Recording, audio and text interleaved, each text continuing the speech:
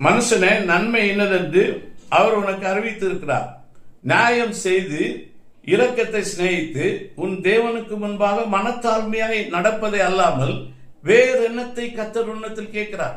ஆண்டவர் நம்மிடத்துல வேற ஒன்னத்தையும் கேட்கல. ஆண்டவர் அதை கொடு இதை கொடு என்று ஒன்றுமே நம்மள கேட்கறது கிடையாது. நம்ம நியாயம் செய்து இரக்கத்தை சிநேகித்து, அதுதான் இரண்டாவது கற்பனை சொல்றாரு. உன்னிடத்திலே அன்பு கூறுவது போல பிறனிடத்திலே அன்பு கூறு. மொத்தத்துல இது ஒரு அன்பின் மார்க்கம்.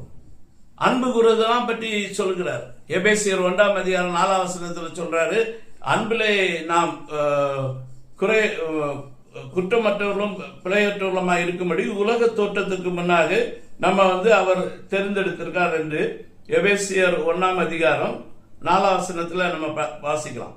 தமக்கு முன்பாக நாம் அன்பில் பரிசுத்தமுள்ளவரும் குற்றமில்லாதவருமாய் இருப்பதற்கு அவர் உலக தோற்றத்திற்கு முன்னே கிறிஸ்துவுக்குள் நம்மை தெரிந்து கொண்டபடியே என்று சொல்ல அங்கு எழுதப்பட்டிருக்கு.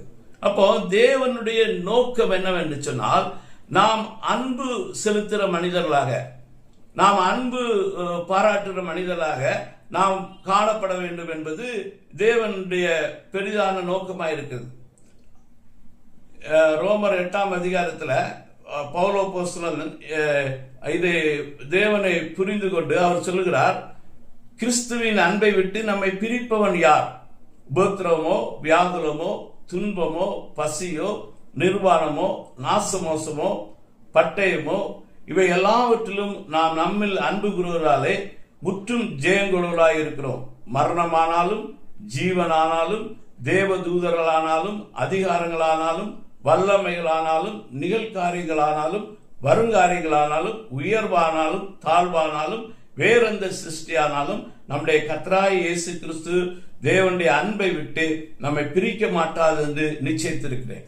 இந்த ஒரு இடத்துலயும் அவர் பரலோகத்துக்கு போவதற்காக ஆண்டவரிடத்தில் இல்லை, அன்பு கூறுகின்ற நம்ம பாருங்க, இந்த லிஸ்ட பாருங்க. நம்ம தேவனிடத்துல அன்பு கூறும்படியாக, அவரோடு இருக்கும்படியாக ஆண்டவர் நம்மை படைத்தார் என்பதை நாம் நன்றாக உணர்ந்து கொள்ள வேண்டும். இது இதனாலதான் நம்ம ஜெபிக்கிறதும் நம்ம வேதம் வாசிக்கிறதும் எல்லாமே இந்த ஐக்கியத்தை வளர்ப்பதற்காக, அவரிடத்துல நெருங்கி பழகுவதற்காக, அதற்காக நாம் வேதத்தை வாசிக்கிறோம். வேத புஸ்தகம் என்று சொல்வது அவருடைய திட்டங்களையும் தீர்மானங்களையும் எல்லாவற்றையும் குறித்து அவருடைய நியாயங்களையும் நீதிகளையும் தெரிவிக்கிற ஒரு புஸ்தகம். அதை வாசிக்கும் போது நம்ம பரிசுத்த ஆவியானவருடைய துணையோடு கூட அதை வாசிப்போம் என்று சொன்னால் நாம் வாழ வேண்டிய அத்தனை இன்ஸ்ட்ரக்ஷன் அங்கே எழுதப்பட்டிருக்கும்.